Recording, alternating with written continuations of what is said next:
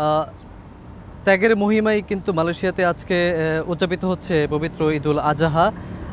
সকাল থেকেই মালয়েশিয়াতে প্রচণ্ড রোদের তাবদাহ দেখা যাচ্ছে। এক ধরনের ব্যবসা গরম অনুভূত হচ্ছে। এই গরমকে উপেক্ষা করেই কিন্তু সকাল থেকে মুসল্লিরা বিভিন্ন মসজিদগুলোতে জড়ো হন এবং সঙ্গে প্রবাসী বাংলাদেশি যারা মালয়েশিয়াতে আছেন তারাও কিন্তু কাঁধে কাঁধ মিলিয়ে সকালে তাদের যে নামাজ সেটি আদায় করেন।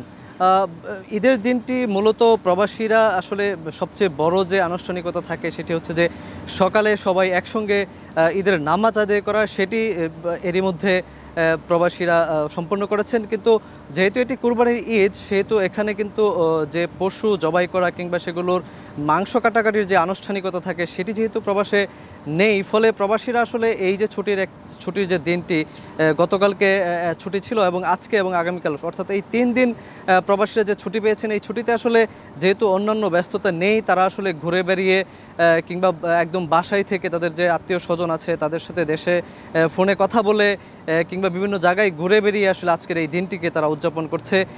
একই সঙ্গে আরেকটি বিষয় জানিয়ে রাখি যে মালয়েশিয়াতে সাধারণত যে কোরবানির যে আনুষ্ঠানিকতা হয় সেগুলো আসলে বিভিন্ন পশুর যে খামারগুলো আছে সেখানে কোরবানি দেওয়া হয়। একই সঙ্গে বিশেষ করে গ্রামাঞ্চলে যে সকল মসজিদ আছে তার পাশে যে সকল খালি জায়গা থাকে সেখানে কিন্তু কোরবানির পশু জবাই করে থাকে এবং এর ফলে কিন্তু প্রবাসী বাংলাদেশি যারা আছেন তাদেরও আসলে এই ঈদের দিনও একটি বাড়তি ব্যস্ততা বেড়ে যায় এবং তারা আসলে একটি বাড়তি কাজ করতে পারে বা কিংবা বাড়তি আয়ের একটি উপার্জনের আসলে একটি সুযোগ হয় এই ঈদের দিনটিতে।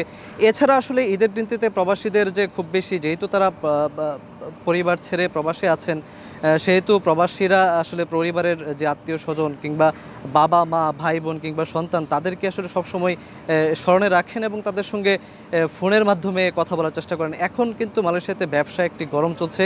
ফলে এই দুপুর সময়টাতে আসলে প্রবাসীরা খুব বেশি ঘুরে বেড়াচ্ছেন না। সাধারণত বিকেল হলে কিংবা সন্ধ্যার পর প্রবাসীরা বিভিন্ন দর্শনীয় স্থান যেমন আছে মালয়েশিয়ার বিভিন্ন যে সকল দর্শনীয় স্থান আছে সেগুলোতে ঘুরে বেড়ায় এবং গ্রামাঞ্চলে যে সকল প্রবাসীরা থাকেন তারা আসলে এই